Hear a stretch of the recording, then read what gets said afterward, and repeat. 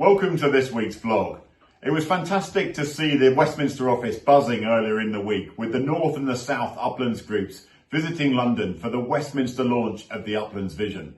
I know that they met with several MPs over the course of Monday afternoon and Tuesday morning, and then David led a really important roundtable with colleagues from DEFRA and Natural England to try and sell the Uplands vision and the critical role that farming plays at the heart of those thriving rural communities.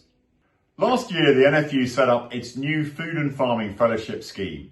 The ambition was to have a group of MPs that had an unparalleled insight into the whole food supply chain and that could become our champions on the backbenches in Westminster. Over the course of the last year, with our sponsors, they've seen various sectors of the supply chain. Beef with ABP, milk and dairy with Arla, eggs with the British Egg Industry Council, horticulture with Barfoot's, and the crops supply chain with AIC. The final visit was to Fairshare and the Felix project up in Merseyside, where they saw food surplus and food waste redistribution, understanding how that surplus gets from farm to the people that need it most.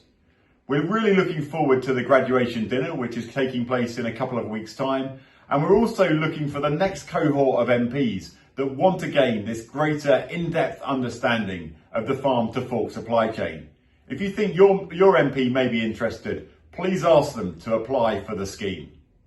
I'm now going to hand over to David, who's been hosting the Tenants conference and also has an update on farm safety.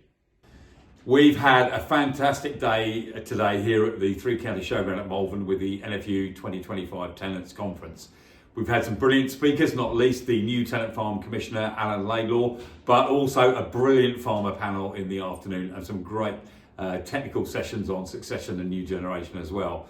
We really drew out some lessons about how we need to find a new generation of tenant farmers, how we need to promote succession within existing tenant farmers, and how we can drive investment and productivity, how we have a bright future for our tenant farmers.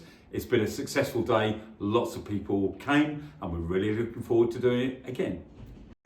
Sadly, there's been a real spate of farm accidents lately, and I want to take this opportunity to remind everybody to work safely. Please remember, take 5 to stay alive. So take 5 minutes to plan what you do before it's too late.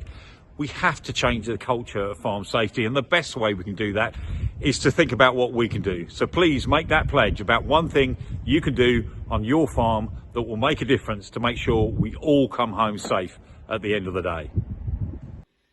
At the end of last week, there was a lot of coverage around inheritance tax, with the interview by Dame Angela Eagle on Farming Today, backed up by the statement coming out of number 10 Downing Street. Obviously, this has created great cause for concern, but we've been in contact with a lot of Labour MPs this week. I've also been in to see Alistair Carmichael, chair of the EFRA committee. We know those Labour MPs are actively working to try and get change at the budget. They're trying to get access into the people that matter within Treasury, within number 10, to try and put forward the arguments that they've heard from their farming constituents.